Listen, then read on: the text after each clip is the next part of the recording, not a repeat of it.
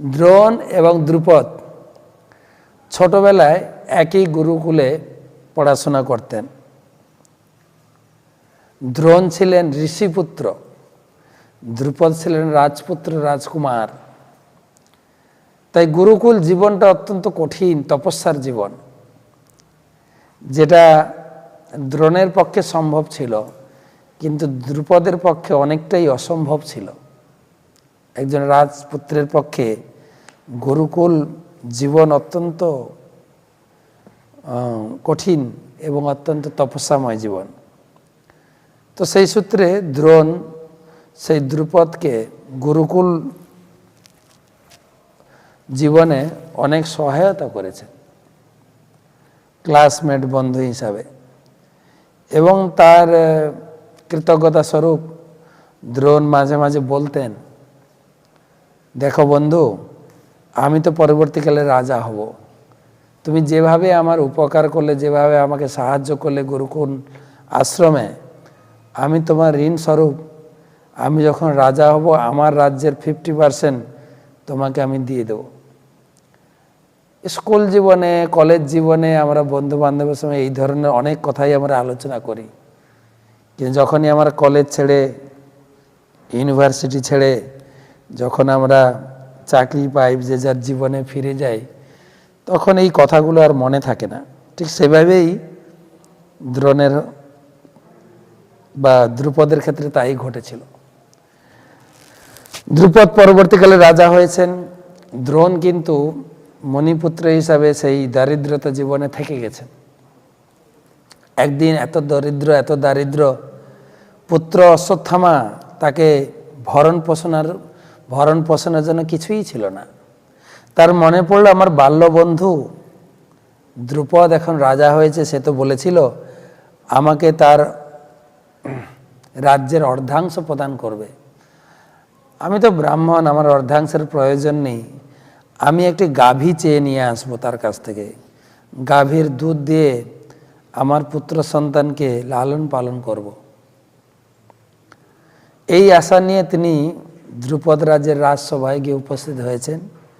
দাঁড়ির কাছে খবর পাঠিয়েছেন, দ্বারপাল গিয়ে রাজার কাছে নিবেদন করেছেন, আপনার বাল্যবধূ আপনার সঙ্গে মিলিত হতে চাচ্ছেন। দ্রুপদ খোঁজ নিয়ে দেখলেন যে কে আমার সঙ্গে দেখা করতে এসছে। রাজার সঙ্গে বন্ধুত্ব কার হয়? দাঁড়ি খবর দিচ্ছেন আপনার বন্ধু, বাল্য বন্ধু এসে আপনার সঙ্গে দেখা করতে। রাজার সঙ্গে বন্ধু রাজার হয়। সেই খাতিরে তিনি বলে দিয়েছেন, এই ধরনের আমার কোনো বন্ধু ছিল না। কী কারণে সেটা হয়তো বর্ণনা নেই, হয়তো নিজের সম্মানের খাতিরে। এই ধরনের একজন গরিব রুগ্ন ব্যক্তি কী করে আমার বন্ধু হতে পারে? তো দ্রোণ বিফল মনোরথ হয়ে ওখান থেকে ফেরত এলেন।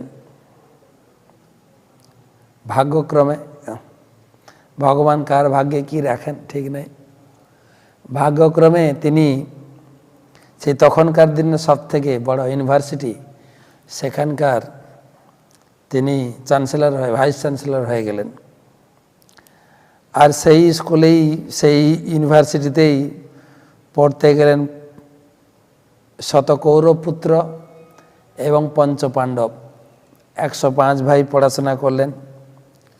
পড়াশোনা করার পরে যখন গুরুকুল জীবন সমাপ্ত, তখন 105 ভাই গিয়ে গুরুদেবের কাছে নিবেদন করলেন, হে গুরুদেব, আমাদের শিক্ষা সমাপ্ত, আমরা আমাদের গৃহে ফিরে যাব, কৃপা করে আপনি বলুন আপনার গুরু দক্ষিণা স্বরূপ আমরা আপনার জন্য কি করতে পারি, কি দিতে পারি।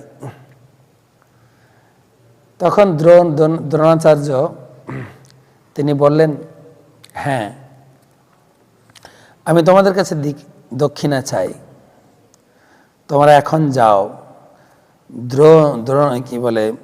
দ্রুপদ রাজকে যুদ্ধে পরাস্ত করে বন্দি করে নিয়ে আসো। এখানে আমি দেখবো তোমরা কতটা এই সামরিক শক্তি দক্ষতা অর্জন করেছ। সেই সঙ্গে আমার দক্ষিণাও আমি প্রাপ্ত হব। 105 ভাই কে যাবে? 100 ভাই বলে আগে যাবে, এদিকে 5 ভাই ভীম বলে আমি আগে যাব। ভীম তো সবসময় রেডিই থাকে যাওয়ার জন্য, সবসময় এরকম বাহুতে হাত পেটছেন কখন দাদা ইশারা করবেন। কেননা ভীম চাইলেও তার রিমোট কন্ট্রোলার হচ্ছেন যুধিষ্ঠির মহারাজ। যুধিষ্ঠির মহারাজের নির্দেশ ছাড়া তিনি যেতে পারেন না। সবসময় রেডি থাকেন যুদ্ধে যাওয়ার জন্য। যখনই বড় ভাই যুধিষ্ঠির মহারাজ দিকে তাকান তখনই মুখটা নিচু হয়ে যান, পারমিশন নেই। তো যুধিষ্ঠির মহারাজ বললেন তোমরা 100 ভাই আগে যাও। তো তারা অত্যন্ত উৎসাহ সহকারে 100 ভাই গিয়ে যুদ্ধ ঘোষণা করলেন দ্রুপদ মহারাজের বিরুদ্ধে। কিন্তু দুর্ভাগ্যবশত দ্রুপদ মহারাজ সেই 100 ভাইকে পরাস্ত করে দিলেন। তারা পরাজিত হয়ে ফেরত এলেন। তখন ভীম চিন্তা করলেন নিশ্চয়ই আমার পালা আসবে, আমি যাব যুদ্ধ করতে।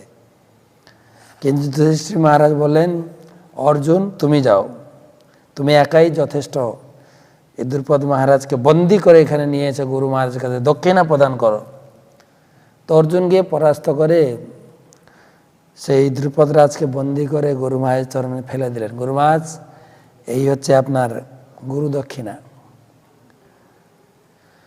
শিক্ষক গুরু দ্রোণাচার্য তিনি উঠে বন্ধন খুলে দিলেন, দিয়ে বললেন বন্ধু তোমার কি সেই মনে পড়ে তোমার সেই গুরুকুল জীবনের প্রতিশ্রুতি?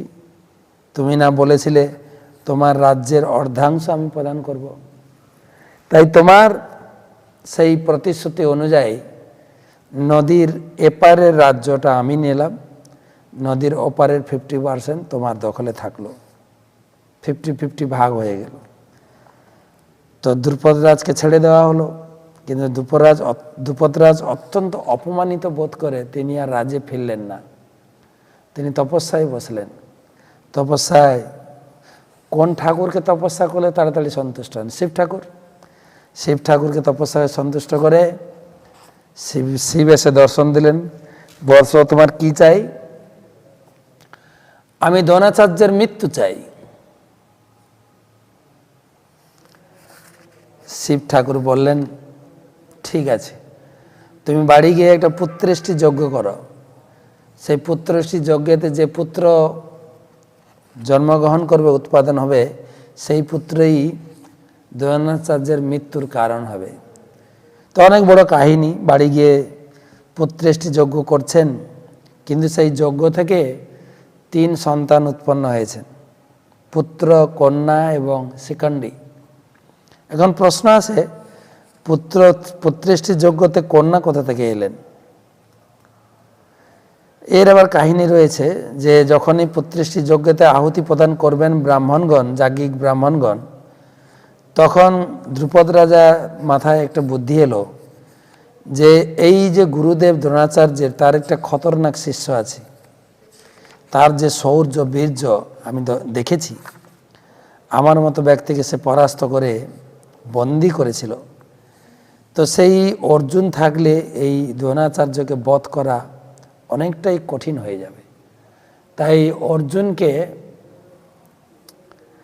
আমার দলে গ্রহণ করতে হবে। তাই ইয়াং ছেলে, তাকে আমার দলে আনার জন্য, তার জন্য আমি একটা কন্যা সন্তান চাই। তাই যাজ্ঞিক ব্রাহ্মণদের কানে গিয়ে বলেন পুত্রের সাথে সাথে আমি একটা কন্যা সন্তানও চাই। তাই সেই যজ্ঞ থেকে পুত্র ধৃষ্টদ্যুম্ন এবং কন্যা যাজ্ঞসেনী দ্রৌপদী উৎপন্ন হয়েছিলেন। সেই ধৃষ্টদ্যুম্ন উৎপন্ন হয়েছেন কিসের জন্য? না দ্রোণাচার্যকে বধ করার জন্য। কিন্তু দ্রুপদ মহারাজ সেই পুত্রকে নিয়ে সেই ইউনিভার্সিটিতে গিয়ে হাজির হয়েছেন, যেটা তখনকার দিনে স্বনামধন্য ইউনিভার্সিটি দ্রোণাচার্যের। সেখানে গিয়ে তিনি নিবেদন করেছেন যে আমার এই পুত্র, তাকে আপনি অস্ত্র শিক্ষা প্রদান করে তাকে শিক্ষিত করে তুলুন। আর দ্রোণাচার্য তাকে গ্রহণ করেছেন, অ্যাডমিশন নিয়েছেন, তাকে শিখিয়েছেন। আর সেটাই হচ্ছে দ্রোণাচার্যের বড় ভুল, যেখানে আজকে শিষ্য দুর্যোধন সেই ভুলটা ধরিয়েছেন। প্রভুপাদ বলেছেন দ্রোণাচার্যের কোনো ভুল ছিল না। দ্রোণাচার্য ছিলেন ব্রাহ্মণ, তিনি ছিলেন উদার ব্যক্তি। তিনি জানতেন আমার কর্তব্য হচ্ছে শিক্ষা প্রদান করা। যদি আমাকে মৃত্যু হতে হবে একদিন, সে ধৃষ্টদ্যুম্নের হাতে মৃত্যু হতে পারে অথবা যে কোনো কারণে মৃত্যু হবে, কিন্তু আমি যে শিক্ষকতা হিসাবে আমার জ্ঞানটা বিতরণ করা দরকার। তাই তিনি উদার চিত্তে ধৃষ্টদ্যুম্নকে শিখিয়েছেন। কিন্তু দুর্যোধন সেই ভুলটা ধরেছেন। আপনি না ওকে সব থেকে বুদ্ধিমান শিষ্য করেছিলেন, দেখুন আজকে সে আপনার বিরুদ্ধে রুখে দাঁড়িয়েছে। আপনি জানতেন না আমি আপনার কত অনুগত শিষ্য। গুরুদেব আমাকে কেন টপ ক্লাসের ছাত্র করলেন না? তাই এখানে সঞ্জয় তুলে ধরেছেন যে দুর্যোধন বলছেন আপনার বুদ্ধিমান শিষ্য আর দ্রুপদের পুত্র। দ্রুপদের পুত্র বলার মাধ্যমে গুরুদেব যেন একটু ক্ষিপ্ত হন, যে উঠে পড়ে লাগবে দ্রুপদ আমার শত্রু। সেই ক্ষিপ্ত ভাব, ক্রোধ ভাবটা এলে যুদ্ধ করবেন গুরুদেব। সেইভাবে তিনি আরও বলেছেন 4 এবং 6 শ্লোকে, 4 থেকে 6, অত্র সুরা মহেশা ভীমার্জুন সমাযুধি যুযুধান বিরাটশ্চ দ্রুপদশ্চ মহারথ ধৃষ্টকেতু চকিতান কাশীরাজর্শ্চ বীর্যবান পুরোজিত কুন্তি ভোজশ্চ শৈবশ্চ নরপুঙ্গবঃ যুদ্ধামনুশ্চ বিক্রান্ত উত্তমৌজাশ্চ বীর্যবান সৌভদ্র দ্রৌপদেয়াশ্চ সর্ব এব মহারথাঃ। প্রপাত অনুবাদ লিখেছেন, সেই সমস্ত সেনাদের মধ্যে অনেকে ভীম অর্জুনের মতো বীর ধনুধারী রয়েছেন, যুযুধান বিরাট দ্রুপদের মতো মহাযোদ্ধা রয়েছেন। সেখানে ধৃষ্টকেতু চেকিতান কাশীরাজ পুরোজিত কুন্তিভোজ এবং শৈবের মতো অত্যন্ত বলবান যোদ্ধারাও রয়েছেন। সেখানে রয়েছেন অত্যন্ত বলবান যুদ্ধামন্যু, প্রবল পরাক্রমশালী উত্তমৌজা, সুভদ্রার পুত্র এবং দ্রৌপদীর পুত্রগণ। এইসব যোদ্ধারা সকলেই এক একজন মহারথী। 3 ক্যাটাগরির সৈন্য ছিল মহারথী, না 4 ক্যাটাগরি, মহারথী, অতিরথী, রথী, অর্ধরথী। মহারথী মানে একজন 10,000 সৈন্যের সঙ্গে লড়তে পারেন। অতিরথী 10,000-এর কম কিন্তু 1-এর বেশি। রথী মানে একজন একজনের সঙ্গে, আর অর্ধরথী মানে একজন একজনের সঙ্গেও নয়। মানে আমরা যেরকম টিভি সিরিয়াল দেখি না, ওই অস্ত্র নাড়ানাড়ি করছেন, ব্যাস 100 টাকা 200 টাকার মানে তাদেরকে পেমেন্ট দেওয়া হয়েছে, এরকম অর্ধরথী। তো 3 শ্লোকের সঙ্গে 4-6 মিল দেখেন। 3 শ্লোকে তো আপনার বুদ্ধিমান শিষ্য দ্রুপদের পুত্র বলে গুরুদেবকে একটু ভালো করে খোঁচা দিয়েছেন। শুধু তাই নয়, গুরুদেব আপনি আরও ভীম অর্জুনকেও সব থেকে শ্রেষ্ঠ ছাত্র বলে ভাবতেন। দেখুন তারা আপনার বিরুদ্ধে রুখে দাঁড়িয়েছে। শুধু ধৃষ্টদ্যুম্ন নয়, ভীম অর্জুন এরাও আপনার বিপক্ষে দাঁড়িয়েছেন। কি বুদ্ধি আপনার! আপনি জানতেন না? দেখুন আমি কত অনুগত, আপনার চরণে এসে নিবেদন করে দাঁড়িয়ে আছি, আর ওরা আপনার বিপক্ষে দাঁড়িয়েছে। কে শ্রেষ্ঠ, কে ভালো শিষ্য দেখুন। আর কে আছেন? সৈন্য দিয়েছেন ধৃষ্টকেতু, চেকিতান, কাশীরাজ, পুরোজিত, কুন্তিভোজ, শৈব, যুদ্ধামনু, উত্তমৌজা, সুভদ্রার পুত্র। সুভদ্রার পুত্র মানে অভিমন্যু। কিন্তু দ্রৌপদীর পুত্রগণ, দ্রৌপদীর 5 পুত্র, এরা সকলেই ছিল মহারথী। এখন প্রশ্ন হচ্ছে, দুর্যোধনের সামনে অন্য পক্ষের সৈন্যের গুণকীর্তন করা আছে। তারা সকলেই মহারথী, তারা সুন্দর করে যুদ্ধ রচনা করেছেন। তো দুর্যোধনের কি প্রতিক্রিয়া হবে একটু উদাহরণ দিয়ে বোঝাই আপনাদের। ধরুন আপনার বাড়িতে আপনার ছেলে মেয়েদেরকে ডেকে বুঝাচ্ছেন, দেখো তো এই পাশের বাড়ির ছেলে মেয়েরা কত সুন্দর, কত সুন্দর বাবা মার কথা শুনে কত সুন্দর তারা বাবা মার অনুগত, পড়াশোনা কত সুন্দর মন দিয়েছে, খেলাধুলা কত ভালো করে, তারা কম্পিউটার ভালো শিখছে, তারা প্রচুর গুণ রয়েছে, তারা কত শান্ত, কত ধীর, কত সোবার। তো এবারে বলুন আপনার ছেলেমেয়েরা এইটা শুনে তাদের কি প্রতিক্রিয়া হবে? তাদের প্রতিক্রিয়া এটাকে ভালোভাবে নেবে না উল্টোভাবে নেবে? উল্টোভাবে নেবে। তারা বলবে তারা আমার বাবা মা শুধু পাশের বাড়ির ছেলে মেয়েদের গুণকীর্তন করে, আমরা বুঝি ভালো না, আমরা বুঝি ভালো পড়াশোনা করি না, আমরা বুঝি বাবা মার অনুগত নয়। এটাও উপলব্ধি করেছিলেন দুর্যোধন, তাই কথা ঘুরিয়েছেন। দেখেন, अस्माकंतो विशिष्टा जे तन्निबोध द्विजोत्तम नायका मम सैन्यस्य संज्ञार्थम तान बब्रीमिते। हे द्विजोत्तम, हे गुरुदेव, দ্বিজদের উত্তম, আমাদের পক্ষে যে সমস্ত বিশিষ্ট সেনাপতি সামরিক শক্তি পরিচালনার জন্য রয়েছেন, আপনার অবগতির জন্য আমি তাদের সম্বন্ধে বলছি। কোনো প্রশ্ন এসছে নাকি? না এসে প্রশ্ন আসলে বলবো, নাহলে এখন 10 মিনিট আছে। তো গুরুদেব দুর্যোধন কথা ঘুরিয়েছেন, বলছে গুরুদেব ওদের কথা ছাড়ুন, এখন আমি আমাদের সৈন্যবল কে কে আছে আমি বলছি। দেখুন আমাদের দলেও কেউ কম নেই, কিন্তু এইরকম যদি বলেন বাবা মা, পাশের বাড়ির ছেলেমেয়েরা কত ভালো, তারা কত সুন্দর পড়াশোনা করে, তারা বাবা মার অনুগত, তারা শান্ত ধীর, সব দিকে তারা খুব ভালো। এইটা বলার পরে যদি বাবা মা বলে আরে ওদের কথা ছাড়ো, আমাদের বাড়ির ছেলে তোমরা কত ভালো, তোমরাও পড়াশোনা কম না, তোমাদেরকে আমরা খুব ভালোবাসি, তোমরা এত সুন্দর অনুগত, তোমাদের মতো ছেলে হয়ই না। তখন ছেলেমেয়েরা একটু সাহস পাবে, হ্যাঁ এরকম বললেই না হয়। তো দেখেন দুর্যোধন কথা ঘুরিয়েছেন, আমাদের দলে কে আছে শুনুন, এখন ওদের কথা ছাড়ুন। ভবান ভীষ্মশ্চ কর্ণশ্চ কৃপশ্চ সমিতিঞ্জয় অশ্বত্থামা বিকর্ণশ্চ সৌমদত্তি তথৈব চ।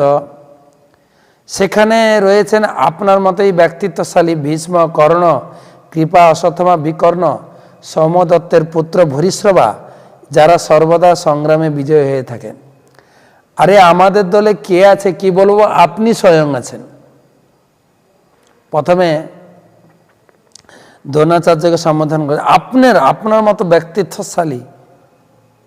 আর শুধু তো দ্রোণাচার্যকে কথা বললে হবে না, বাকিরা কম নয় তো। সেখানে আর কি আছেন? ভীষ্ম, কর্ণ, কৃপা, অশ্বত্থামা, বিকর্ণ, ভূরিশ্রবা, এরা কোথাও হেরে আসেন না, সবাই বিজয়ী। খুব সুন্দরভাবে ট্যাকেল দিয়েছেন, নাহলে গুরুদেব তো ক্ষিপ্ত হয়ে যেতেন। তাই তিনি প্রশ্ন এসছে, তিনি ক্ষিপ্ত হয়ে যেতেন যে শুধু খালি ওদের পক্ষের তুমি বর্ণনা দিচ্ছ, আমরা বুঝি কেউ না, তাই কথা ঘুরিয়ে দিয়েছেন। কি প্রশ্ন?